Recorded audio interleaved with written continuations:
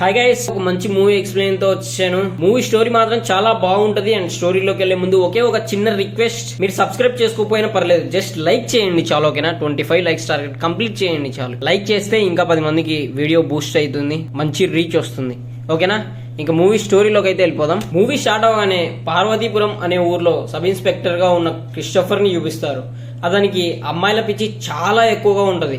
ఎంతలా అంటే కనిపించిన ప్రతి అమ్మాయితో ఫిజికల్ అవ్వాలనిపిస్తుంది. అందుకే వాడి కంటికి నచ్చిన అమ్మాయి కనిపిస్తే చాలు, వదిలిపెట్టాడు. ఇంకా ఒకరోజు క్రిస్టోఫర్ అలా ఊర్లో తిరుగుతున్నప్పుడు వాళ్ళ ఊరికి మల్లిక వస్తుంది. క్రిస్టోఫర్ మల్లిక ఫోటోని చూసి, ఇంత అందంగా ఉందేంట్రా బాబు, దీన్ని వెంటనే ఏదో ఒకటి చేయాలని చెప్పి పర్మిషన్ తీసుకొని మరీ తన దగ్గరికి వెళ్తాడు. మల్లిక క్రిస్టోఫర్ ని చూసి పెద్దగా భయపడదు, ఎందుకంటే అందరిలాగానే వాడు కూడా వచ్చాడేమో అనుకుంటుంది. కానీ అందరితో పోలిస్తే వాడు చాలా డిఫరెంట్ అని మల్లికకి తెలియదు కదా. క్రిస్టోఫర్ వెళ్ళిన వెంటనే మల్లికని భయపెట్టడానికి స్టార్ట్ చేస్తాడు. నిజానికి క్రిస్టోఫర్ ఒక అమ్మాయి దగ్గరికి వెళ్లే ముందు ఆ అమ్మాయి బ్యాక్గ్రౌండ్ పూర్తిగా తెలుసుకుంటాడు. సో మల్లిక కూడా చీట్ చేసి కలెక్టర్ అయిందని తెలుసుకుంటాడు. అలాగే మల్లిక కారణంగా ఒక అబ్బాయి చనిపోయాడని తెలుసుకొని, నువ్వు నాతో ఫిజికల్ అవ్వకపోతే నువ్వు ఏం చేశావో అందరికీ చెప్పేస్తాను, ఆ తర్వాత నేనే తీసుకెళ్లి జైల్లో వేస్తాను, ఇప్పుడు చెప్పు, ఒక్క రాత్రి నాతో గడుపుతావా లేక జీవితాంతం జైల్లో కూర్చుంటావా అని అడిగితే మల్లిక చాలా భయపడిపోతూ ఇంటిమేట్ అవడానికి ఒప్పుకుంటుంది. అలా క్రిస్టోఫర్ అతనికి నచ్చిన అమ్మాయితో కోరిక తీర్చుకుంటుంటాడు. ఆ అమ్మాయి ఏ పొజిషన్ లో ఉంది, తను రిచ్ అమ్మాయా లేక పూర్ అమ్మాయా, అవన్నీ వాడికి అనవసరం, నచ్చితే చాలు పని కానిచ్చేస్తాడు. కట్ చేస్తే నెక్స్ట్ సీన్ లో మన మూవీ హీరో మోగ్లీని చూపిస్తారు. మోగ్లీకి అమ్మా నాన్న ఎవరూ ఉండరు, అనాథగా పెరుగుతాడు. వాళ్ళ అమ్మా నాన్న ఎలా చనిపోయారో మోగ్లీకి తెలియదు. వాళ్ళ నాన్న ఒక పోలీస్ ఆఫీసర్ గా ఉండేవాడు. అందుకే మోగ్లీ కూడా ఇన్స్పెక్టర్ అవుదాం అనుకుంటుంటాడు. ఇప్పుడు మోగ్లీకి బంటి బెస్ట్ ఫ్రెండ్ గా ఉంటాడు. వాళ్ళిద్దరి దగ్గర ఒక ట్రాకర్ వాచ్ ఉంటుంది. అంటే మోగ్లీ హ్యాండ్ కి ఒక వాచ్, అలాగే బంటి హ్యాండ్ కి ఒక వాచ్ ఉంటుంది. బంటి మోగ్లీకి దూరంగా ఉన్నప్పుడు ఆ వాచ్ ఒకసారి వైబ్రేట్ అవుతుంది. కొంచెం దూరంలో ఉంటే 2 సార్లు వైబ్రేట్ అవుతుంది. అలా కొంచెం దూరంగా ఉంటే బంటి మోగ్లీని వెతుక్కుంటూ వెళ్ళాలి. అలాగే ఆ ట్రాకర్ 3 సార్లు వైబ్రేట్ అయితే వాళ్ళిద్దరిలో ఎవరో ఒకరు ప్రమాదంలో ఉన్నట్టే. అలా ఆ వాచ్ హింట్ ఇస్తుంది. నిజానికి మోగ్లీ చాలా డీప్ అడవిలో బ్రతుకుతూ ఉంటాడు. అందుకే బంటి మోగ్లీని కలవడానికి అలా వాచ్ ట్రాకర్ ని యూజ్ చేసుకుంటూ వెళ్తాడు. ఒక రోజు మోగ్లీ చెట్టు మీద పడుకున్నప్పుడు ఒక పాము పక్షి గుడ్లను తినడానికి వస్తుంది. మోగ్లీ ఆ పామును ప్రేమగా పట్టుకుని గుడ్లను తినడం చాలా తప్పని చెప్పి పాముని ఏమీ అనకుండా సేఫ్ గా పంపించేస్తాడు. సో మోగ్లీ చాలా మంచివాడని, హెల్ప్ చేసే గుణం ఉందని మనకు అర్థం అవుతుంది. ఇప్పుడు మోగ్లీ గ్రూప్స్ కి ప్రిపేర్ అవుతూ ఉంటాడు. ఎలాగైనా ఇన్స్పెక్టర్ కావాలని గట్టిగా ఫిక్స్ అవుతాడు. పాపం మన మోగ్లీకి అమ్మ నాన్న ఎవరూ లేరు కదా, అందుకే బంటి మోగ్లీని బాగా చూసుకుంటూ ఉంటాడు.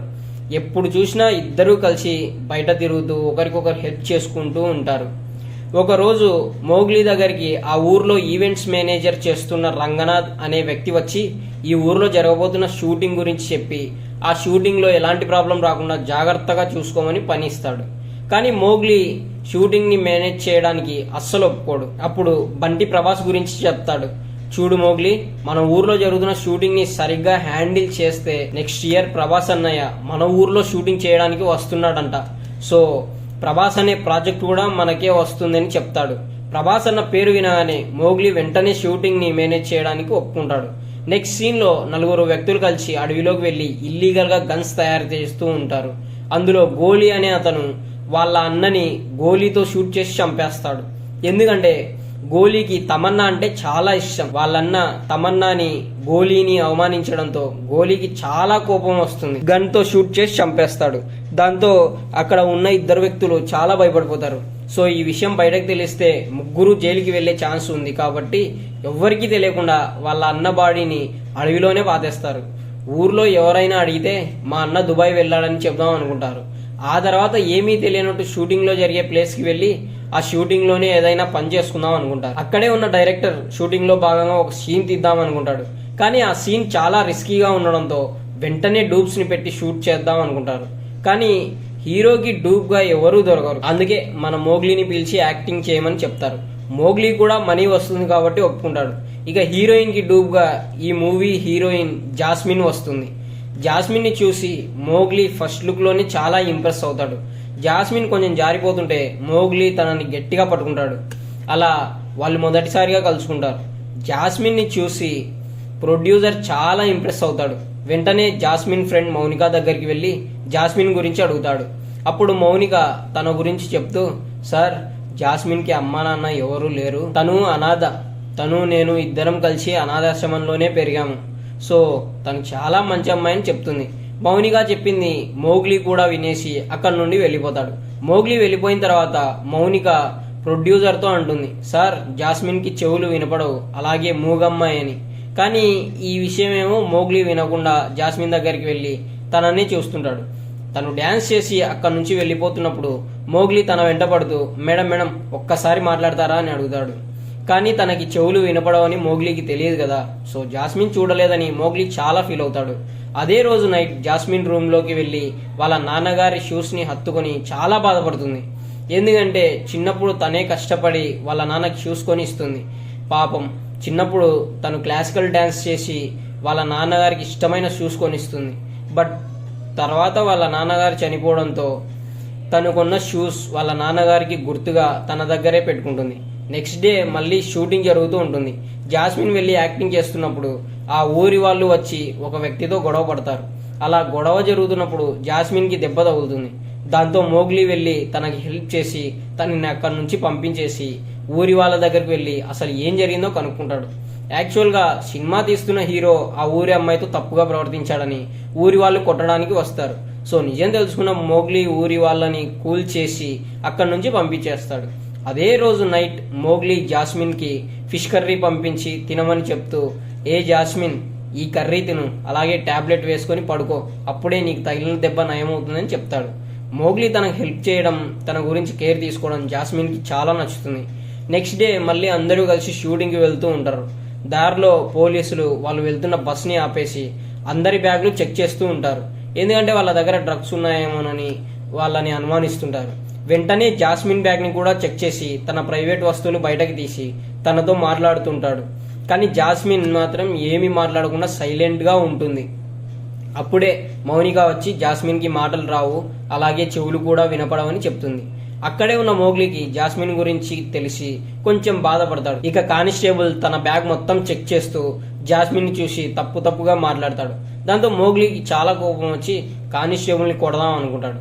కానీ కానిస్టేబుల్ ఏమీ అనకుండా మళ్ళీ తన బ్యాగ్ ని తనకి ఇచ్చేసి తన బ్యాగ్ లో నుంచి పర్ఫ్యూమ్ బాటిల్ ని తీసుకుంటాడు. కాసేపటి తర్వాత మోగ్లీ అదే పర్ఫ్యూమ్ బాటిల్ ని కానిస్టేబుల్ దగ్గర నుండి తీసుకొని జాస్మిన్ కి పంపిస్తాడు. దాంతో జాస్మిన్ చాలా ఇంప్రెస్ అవుతుంది. వెంటనే జాస్మిన్ మోగ్లీ దగ్గరకు వెళ్ళి సైన్ లాంగ్వేజ్ యూజ్ చేస్తూ తను చెప్పాలనుకున్న మాటల్ని చెప్తుంది. ముందు పేరు అడుగుతుంది, ఆ తర్వాత ఫోన్ నంబర్ తీసుకొని అక్కడి నుండి వెళ్ళిపోతుంది. ఆ రోజు నుంచి ప్రతిరోజు వాళ్ళు మెసేజ్ చేసుకుంటూ చాలా హ్యాపీగా ఉంటారు. మోగ్లీ కూడా తనకి ఇష్టమైనవన్నీ తీసుకొచ్చి పెడుతుంటాడు. దాంతో జాస్మిన్ కి మోగ్లీ మీద ప్రేమ కలుగుతుంది. రోజు షూటింగ్ లో కలుసుకుంటూ మాట్లాడుకుంటారు. లైఫ్ ని చాలా చక్కగా ఎంజాయ్ చేస్తారు. నెక్స్ట్ డే మోగ్లీ ప్రొడ్యూసర్ కి ఫుడ్ తీసుకొని వస్తాడు. అక్కడ ఉన్న ప్రొడ్యూసర్ అసిస్టెంట్ మోగ్లీని లోపలికి పంపించాడు.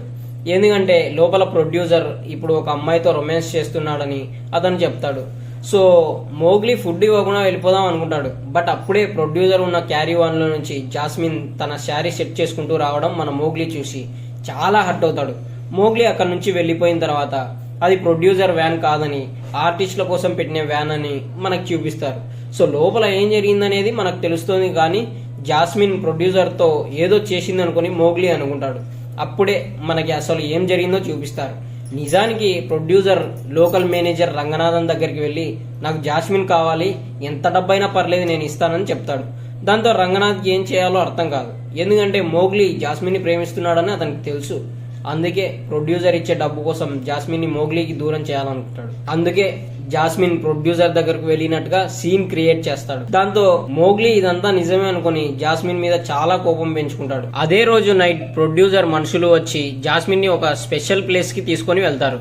యాక్చువల్ గా ప్రొడ్యూసర్ జాస్మిన్ కి ఒక స్పెషల్ రూమ్ బుక్ చేస్తాడు. సో తను రోజు అదే రూమ్ లో నుంచి షూటింగ్ కి వచ్చి మోగ్లీతో మాట్లాడాలని ట్రై చేస్తుంది. కానీ మోగ్లీ జాస్మిన్ ని అవాయిడ్ చేస్తాడు. నెక్స్ట్ డే ప్రొడ్యూసర్ బర్త్డే ఉంటుంది. అతని బర్త్డే పార్టీకి చాలా మంది వస్తారు. మోగ్లీకి వెళ్ళడం ఇష్టం లేకపోయినా కూడా వాళ్ళ బాబాయ్ రంగనాథ్ పిలిచాడని వెళ్తాడు. ఆ తర్వాత పార్టీ జరుగుతున్నప్పుడు ప్రొడ్యూసర్ జాస్మిన్ అలాగే మోగ్లీ గురించి మాట్లాడుతూ వాళ్ళిద్దరికీ చాలా మనీ ఆఫర్ చేస్తాడు. జాస్మిన్కి 25,000, మోగ్లీకి 50,000 ఇవ్వాలనుకుంటాడు. ఎందుకంటే వాళ్ళిద్దరూ కలిసి షూట్ చేసిన షాట్ చాలా బాగా రావడంతో అందరి ముందు వాళ్ళిద్దరిని చాలా మెచ్చుకుని డబ్బులు ఇస్తాడు. మోగ్లీ రంగనాథన్ చేతుల మీదుగా 50,000 తీసుకుంటాడు. ఎందుకంటే మోగ్లీ అందరి ముందు రంగనాథాన్ని చాలా మెచ్చుకుంటాడు. ఈరోజు మా బాబాయ్ రంగనాథన్ వల్లే నేను షూటింగ్కి వచ్చాను, అలాగే నేను పోలీస్ అవ్వడానికి మా బాబాయ్ నాకు చాలా హెల్ప్ చేస్తున్నాడని చెప్తాడు. దాంతో రంగనాథన్ మోగ్లీకి ద్రోహం చేస్తున్నందుకు చాలా బాధపడతాడు. ఇక పార్టీ అయిపోయిన తర్వాత జాస్మిన్ కారులో కూర్చుని తన రూమ్కి వెళ్తుంటుంది. తను తాగిన డ్రింక్లో రంగనాథ్ మత్తుమందు కలపడంతో తనకి కళ్ళు తిరుగుతూ ఉంటాయి. మరొక వైపు రంగనాథ్ అతను చేసిన తప్పును ఒప్పుకొని దేవుడి దగ్గరికి వెళ్ళి ఎలాగైనా జాస్మిన్ని కాపాడమని అడుగుతాడు. అప్పుడే మోగ్లీ దగ్గరికి బంటి వాళ్ళ చెల్లి వచ్చి జాస్మిన్ గురించి చెప్తుంది. చూడండి అన్నయ్య, మీరు అనుకున్నట్టు జాస్మిన్ అలాంటి అమ్మాయి కాదు, చాలా మంచి అమ్మాయి, నువ్వు తనని తప్పుగా అర్థం చేసుకుంటున్నావని చెప్తుంది. మరొక వైపు మాస్క్ పెట్టుకొని కొంతమంది వ్యక్తులు వచ్చి మత్తులో ఉన్న జాస్మిన్ని తీసుకుని మళ్ళీ రిసార్ట్కి వస్తారు. అక్కడే వాష్రూమ్లో ఉన్న బంటి జాస్మిన్ని చూసి తనని సేవ్ చేయడానికి మాస్క్ పెట్టుకున్న వాళ్ళతో ఫైట్ చేస్తాడు. దాంతో బంటి ప్రమాదంలో ఉన్నాడని మోగ్లీ దగ్గర ఉన్న వాచ్లో సిగ్నల్ చూపిస్తుంది. సో మోగ్లీ చాలా ఫాస్ట్గా వెళ్ళి బంటిని కాపాడదాం అనుకుంటాడు. కానీ రిసార్ట్కి వెళ్ళి చూస్తే అక్కడ జాస్మిన్ కనిపిస్తుంది. అప్పుడే రంగనాథ్ దగ్గర పనిచేసే వ్యక్తి మోగ్లీకి కాల్ చేసి జాస్మిన్ గురించి చెప్తాడు. చూడు మోగ్లీ, నువ్వు అనుకుంటున్నట్టు జాస్మిన్ ఆ రోజు ప్రొడ్యూసర్తో లేదు. అలాగే జాస్మిన్ చాలా మంచి అమ్మాయి. నేను రంగనాథ్ బాబాయ్ ఇద్దరం కలిసి మీ ఇద్దరిని విడగొట్టడానికి ప్లాన్ చేశామని జరిగింది మొత్తం చెప్తాడు. అప్పుడే జాస్మిన్ వచ్చి చాలా బాధపడుతూ మోగ్లీని గట్టిగా హగ్ చేసుకుంటుంది. ఇక నిజం తెలుసుకున్న మోగ్లీ అక్కడున్న మాస్క్ మ్యాన్స్ని కొడతాడు. దాంతో వాళ్ళందరూ అక్కడి నుంచి పారిపోతారు. అందరూ వెళ్ళిపోయాక మోగ్లీ జాస్మిన్ కాళ్ళు పట్టుకొని ఇన్ని రోజులు అవాయిడ్ చేసినందుకు సారీ చెప్పి తనకి ప్రపోజ్ చేస్తాడు. అక్కడే ఉన్న బంటి వాళ్ళిద్దరికీ విషెస్ చెప్తూ, రే మోగ్లీ, ఇప్పుడు మిమ్మల్ని ఎవరూ ఆపలేర్రా, హ్యాపీగా రాముడు సీతలాగా ఉండండి. ఎందుకంటే మీ కథలో ఇప్పుడు రావణాసుడు లేడు కాబట్టి మిమ్మల్ని ఎవరూ ఆపలేరని చెప్తాడు. సరిగ్గా అప్పుడే ఒకడు మాస్క్ పెట్టుకొని జీప్లో వెళ్తున్నప్పుడు అతనికి యాక్సిడెంట్ అవుతుంది. నిజానికి అతను ఎవరో కాదు, మన రాముడిని సీతను వేరు చేయడానికి వచ్చిన రావణాసురుడు ఇన్స్పెక్టర్ క్రిస్టఫర్. అప్పుడే మనకు తెలుస్తుంది అసలు ఏం జరిగిందో చూపిస్తారు. ఒకరోజు మోగ్లీ క్రిస్టఫర్ దగ్గరకు వెళ్ళి, సార్, మన ఊర్లో 20 రోజుల షూటింగ్ ఉంది, పర్మిషన్ ఇస్తారా అని అడుగుతాడు. సరే, సాయంత్రం రారా, పర్మిషన్ ఇస్తానని చెప్తాడు. దాంతో మోగ్లీ దేవుడికి థ్యాంక్స్ చెప్పి వెళ్ళిపోతాడు. మోగ్లీ ఇన్స్పెక్టర్ కి థ్యాంక్స్ చెప్పకుండా దేవుడికి చెప్పి వెళ్ళిపోవడంతో క్రిస్టఫర్ చాలా హర్ట్ అవుతాడు. అసలు ఎవడు వీడు, నా దగ్గరికి వచ్చి నన్ను పర్మిషన్ అడిగి నాకు నమస్కరించకుండా దేవుడికి నమస్కారం పెట్టి వెళ్తున్నాడు, ఎవడు వీడని వాడి మీద చాలా కోపంగా ఉంటాడు. ఆ తర్వాత క్రిస్టఫర్ బనానా తిందామని అనుకుంటాడు. కానీ అప్పుడే ఒక కోతి వచ్చి క్రిస్టఫర్ చేతిలో ఉన్న బనానా ఎత్తుకెళ్ళిపోయి ఒక కరెంట్ పోల్ మీద కూర్చొని తిందామనుకుంటుంది. సో క్రిస్టఫర్కి చాలా కోపం వచ్చి ఆ కోతికి కరెంట్ షాక్ ఇచ్చి చంపేసి ఆ కోతి చేతిలో ఉన్న బనానా తినేస్తాడు. అక్కడే ఉన్న పూజారి ఇదంతా చూసి మాటలు రాని జీవిని చంపేందుకు క్రిస్టఫర్కి శాపం పెడతాడు. వాడు ఎలాగైతే మూగజీవిని చంపాడో అదేవిధంగా కర్మ కూడా ఎవరిని వదిలిపెట్టదు, వాడి చావు కూడా ఒక మూగజీవి చేతుల్లోనే ఉంటుందని శాపం పెడతాడు. అప్పుడే క్రిస్టఫర్కి జాస్మిన్ ఫోటో కనిపిస్తుంది. జాస్మిన్ ఫోటో చూడగానే ఎలాగైనా తన్ని సొంతం చేసుకుందాం అనుకుంటాడు. అందుకే షూటింగ్ జరుగుతున్న ప్లేస్కి వెళ్ళి ప్రొడ్యూసర్ని కలుస్తాడు.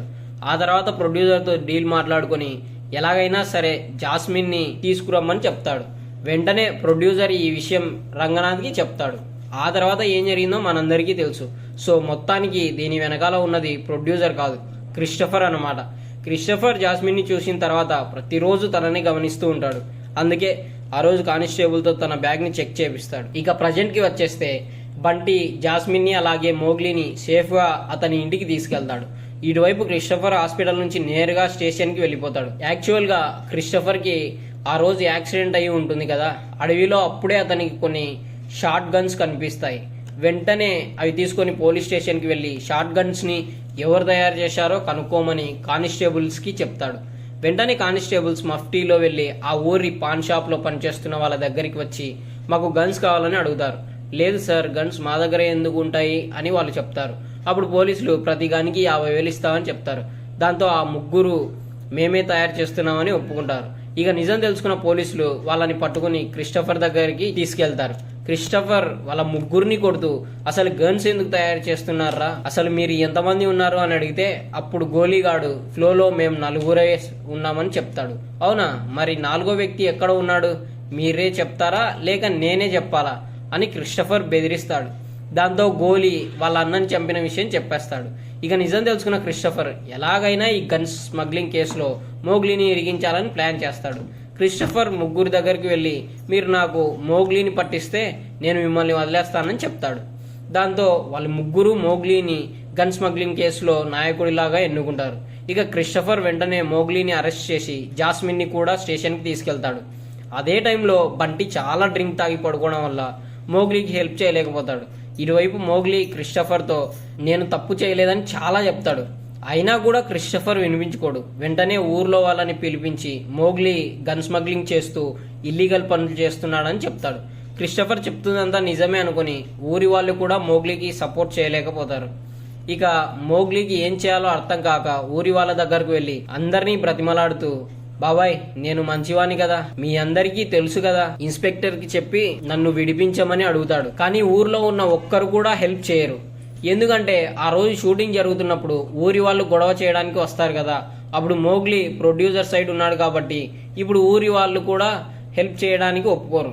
ఆ తర్వాత క్రిస్టఫర్ మోగ్లీని స్టేషన్ కి తీసుకెళ్లి చాలా కొట్టి విషయం చెప్తాడు. చూడు మోగ్లీ, నువ్వు గన్ స్మగ్లింగ్ చేయలేదని నాకు తెలుసు, కానీ అంతకంటే పెద్ద తప్పు ఒకటి చేశావు. నీకు జాస్మిన్ ఎప్పటి నుంచి తెలుసో నాకు తెలీదు, కానీ నేను జాస్మిన్ ని ఫస్ట్ టైం చూసినప్పుడు తను నాకు చాలా నచ్చింది. అందుకే ఆ రోజు రిసార్ట్కి తీసుకొని వచ్చి బాగా ఎంజాయ్ చేద్దాం అనుకున్నాను. కానీ సరిగ్గా అప్పుడే నువ్వు వచ్చి నా మూడ్ మొత్తం చెడదొబ్బావు. అలాగే నన్ను కొట్టి జాస్మిన్ని తీసుకెళ్లిపోయావని జరిగింది మొత్తం చెప్పి మోగ్లీని చాలా కొట్టి వాడి కంట్లో కారం కూడా పెడతాడు. ఆ తర్వాత అదే స్టేషన్లో ఒక బెడ్ అరేంజ్ చేసుకుని జాస్మిన్తో ఇంటిమేట్ అవ్వాలనుకుంటాడు. ఇదంతా చూస్తున్న బంటి వాళ్ళ చెల్లి మీనా ఎలాగైనా మోగ్లీకి హెల్ప్ చేద్దాం అనుకుంటుంది. ఎందుకంటే తను అదే స్టేషన్లో కానిస్టేబుల్గా వర్క్ చేస్తుంది కదా. ఆ క్రిస్టఫర్ రోజు తన్ని వంట మనిషిగా అదే స్టేషన్లో పెట్టుకుంటాడు. పని ఇవ్వడు, ఏమి ఇవ్వడు, జస్ట్ వంట చేయమంటాడు. వెంటనే మీనా ఒక క్యాండిల్ తీసుకుని వచ్చి మోగ్లీకి కట్టిన తాడు దగ్గర పెడుతుంది. ఇక జాస్మిన్ కూడా చూస్తూ కూర్చోకుండా కత్తి తీసుకుని వెళ్లి తాడు కట్ చేస్తుంది. అదే టైంలో క్రిస్టఫర్ బాత్రూమ్ కి వెళ్లి ఉంటాడు. జాస్మిన్ ఇదే మంచి టైం అనుకుని బాత్రూమ్ డోర్ లాక్ చేస్తుంది. అప్పుడే బంటి కూడా అక్కడికి రావడంతో మోగ్లీ చాలా ఈజీగా బయటపడతాడు. బంటి మోగ్లీని జాస్మిన్ ని తీసుకుని వెళ్లి అడవిలో వదిలేస్తాడు. ఇక్కడ బంటి హనుమంతుడిలాగా వాళ్ళిద్దరికి ఎప్పుడూ తోడుగా ఉంటాడు. ఇక మోగ్లీ జాస్మిన్ ని తీసుకుని డీప్ ఫారెస్ట్ లో ఉన్న తన ఇంటికి తీసుకెళ్లి తనతో హ్యాపీగా ఉంటాడు.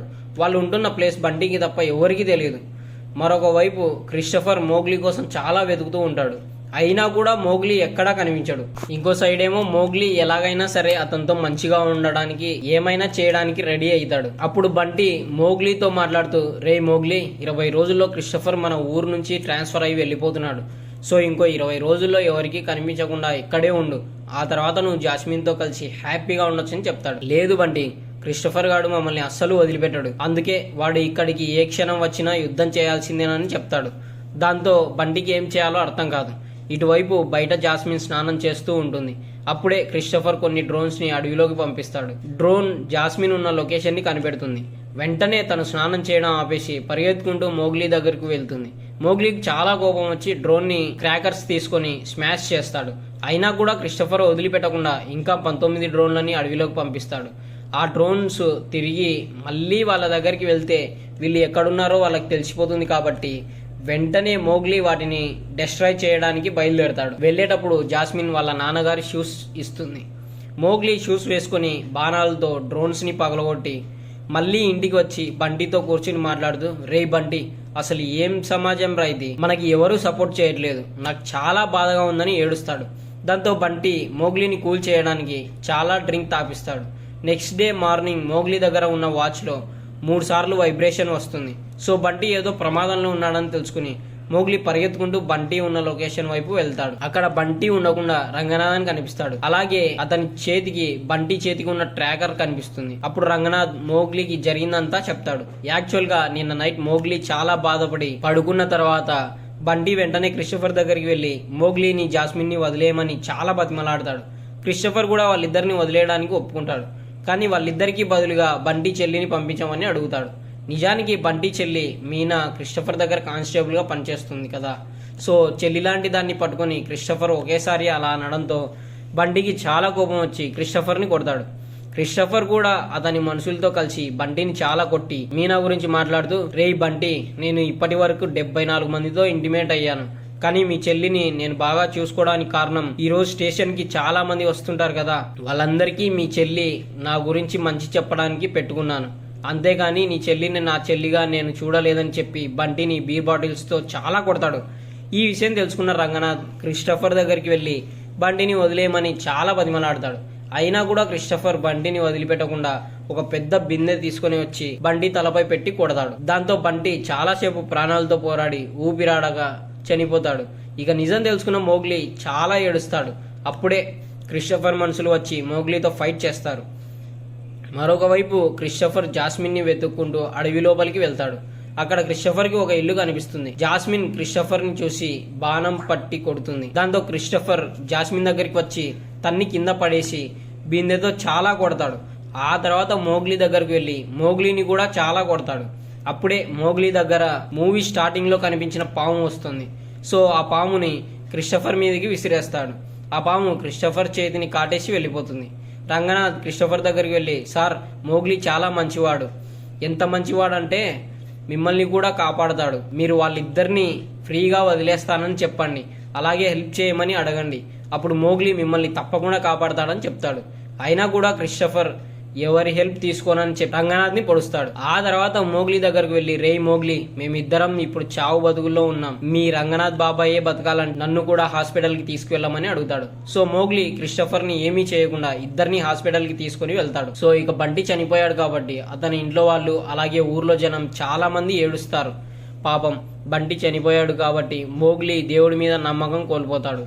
సరిగ్గా అప్పుడే ఒక కోతి క్రిస్టఫర్ దగ్గరకు వెళ్ళి అతను తింటున్న అరటిపండుని ఇవ్వమని అడుగుతుంది.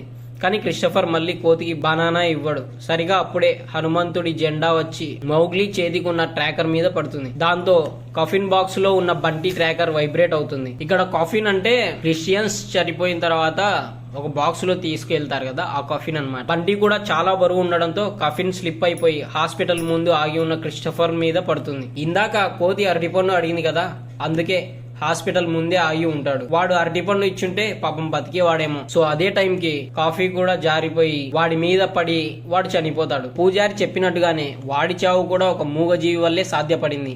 కట్ చేస్తే 3 months తర్వాత జాస్మిన్ మోగ్లీ చాలా హ్యాపీగా ఉంటారు. అప్పుడు జాస్మిన్ నా పేరు జాస్మిన్ కాదు అని చెప్పి వర్షాన్ని చూపిస్తూ నా పేరు వర్ష అని చెప్తుంది. ఇక్కడితో మోగ్లీ సినిమా అయిపోయింది. సో ఫ్రెండ్స్, ఈ మూవీ స్టోరీ ఎక్స్ప్లెనేషన్ ఎలా అనిపించిందో మీరు కామెంట్ చేయండి. ఇంకా మీకు ఏదైనా మూవీ స్టోరీ ఎక్స్ప్లెనేషన్ కావాలనుకుంటే కామెంట్ చేయండి, ఆ మూవీ స్టోరీ అయితే ఎక్స్ప్లెయిన్ చేస్తాను.